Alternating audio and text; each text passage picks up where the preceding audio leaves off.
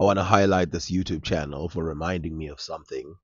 And this YouTube channel, as you can see, is, I'm going to guess the name is Wayne Tesfaye.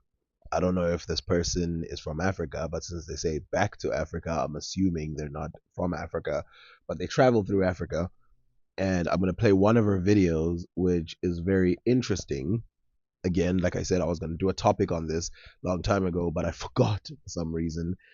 I apologize if I've already made the video and I'm making it again. But it is about Aksum. Fam, I'm here currently in the ancient city of Aksum, which is a UNESCO World Heritage Site.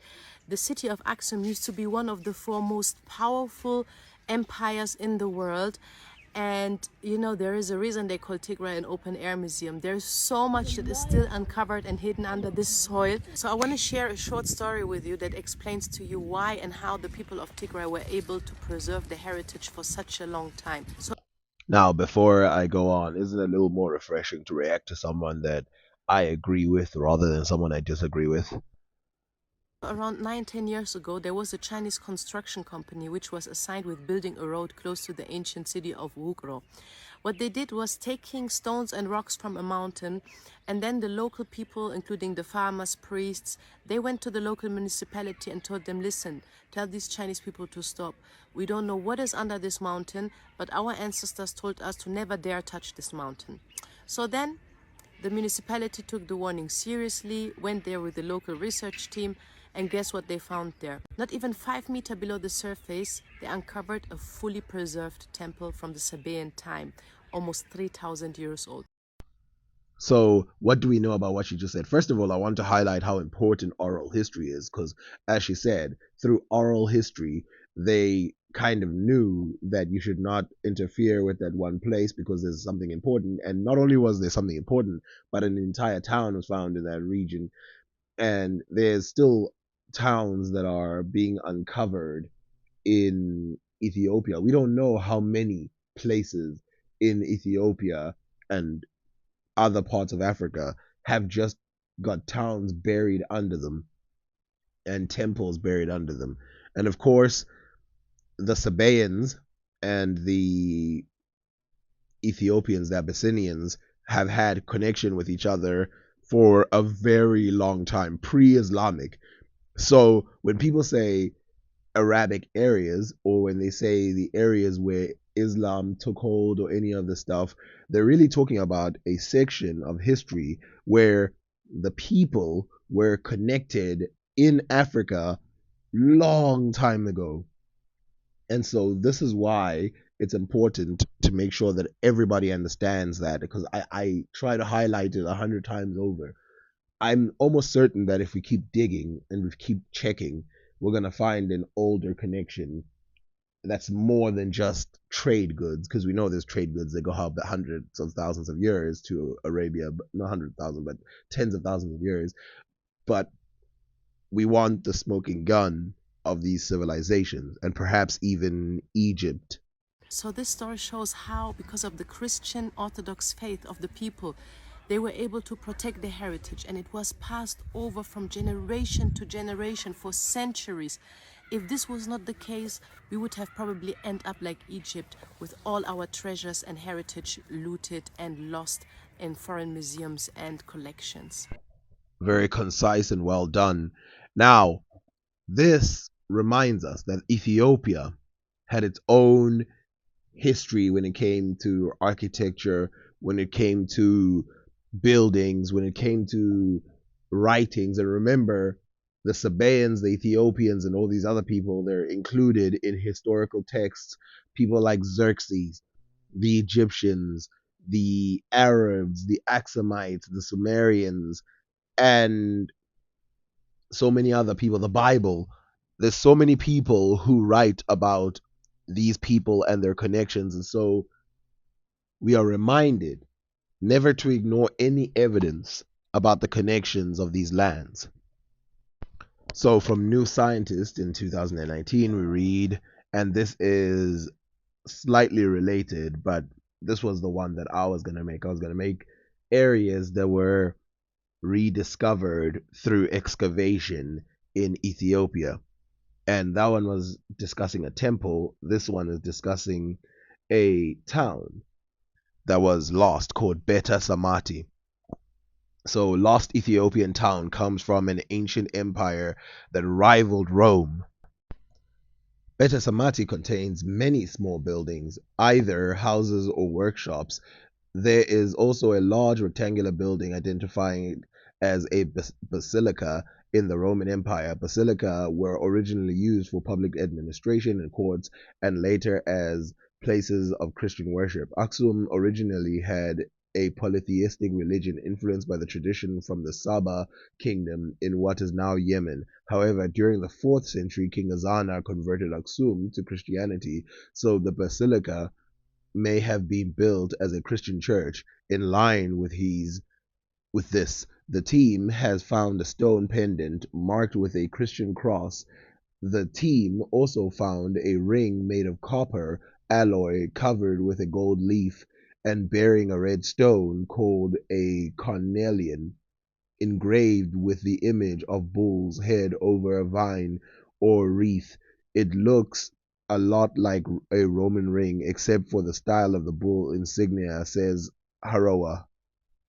It may be that Aksum rulers brought in Roman craftspeople in and instructed them to adapt Roman design to suit Aksum culture, says Haroa. Archaeologists have long known that Aksum was a major trading civilization, exporting gold, ivory, elephants, and baboons. The trade evidently reached Beta Samati.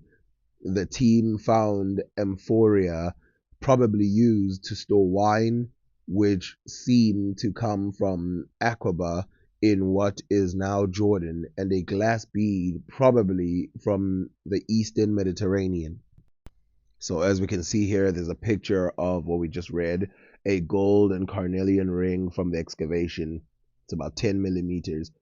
So, radiocarbon dates of the site span from 771 BC to AD 6405. That means Beta Samati existed during the pre-Aksumite period and was continuously inhabited throughout the rise of Aksum. For Harawa and Phillips, this implies pre-Aksumite settlement weren't abandoned when Aksum arose, and that there may not have been a sharp political break between the two as archaeologists previously suspected. Beta Samati contains many small buildings, either houses or workshops. There is also a large rectangular building identified as a basilica. In the Roman Empire, basilicas were originally used for public administration and courts and later places of Christian worship. Nobody knows how the Aksum civilization developed. It was preceded by a pre-Aksumite society, the name of which is unknown. This earlier civilization may have been based around Yeha in northern Ethiopia, which has the oldest writing and standing architecture in sub-Saharan Africa. For this reason, Harawa and his colleagues have surveyed the surrounding area. Okay, so we go to a vanished town. After discussions with the local people, the team began excavating a hill near a village. The researchers found a grid of stone walls, the remains of buildings. That what's great about Ethiopia, says Harwa. In Greece and Rome, a lot of places have been explored and studied, so there's not a lot of discoveries of major ancient towns anymore. The researchers called the town Beta Samati, which means house of audience in the local Tigrinya language. The find is highly significant, says Jack Phillips at South University of London. Most of our known Aksumite and pre-Aksumite sites are old excavations, hastily conducted and badly published by today's standards. And finally, radiocarbon dates of the site span from 771 BC to AD 645. That means Beta Samati existed during the pre-Aksumite period and was continuously inhabited throughout the rise of Aksum for Hara and Phillips, blah, blah, blah. So there it is. Now, here's the thing about Ethiopia and the Abyssinian regions in general. They have no shortage of ancient buildings. Remember the buildings I told you about? There are on mountains. There's literally buildings in Ethiopia that are so high in the sky that it's unbelievable. Like literally, I have no idea how people get there. And then there's the double story buildings that they used to create, not to mention the giant rock carvings that they have, the ones that are underground carvings. This place is one of the biggest examples of a great place. But remember, as these people say in this article, we don't know how far it goes back. Well, I do. The land of Punt. Remember that? If we go back that far, we will read from the ancient Egyptians. Now, this is why I say we would need more and more evidence. We will read from the ancient Egyptians that that place traded with Egypt way, way back. And remember, the Sabaeans might have been, the pre Sabaeans might have been trading with the Ethiopians even back then. That's what we're dealing with.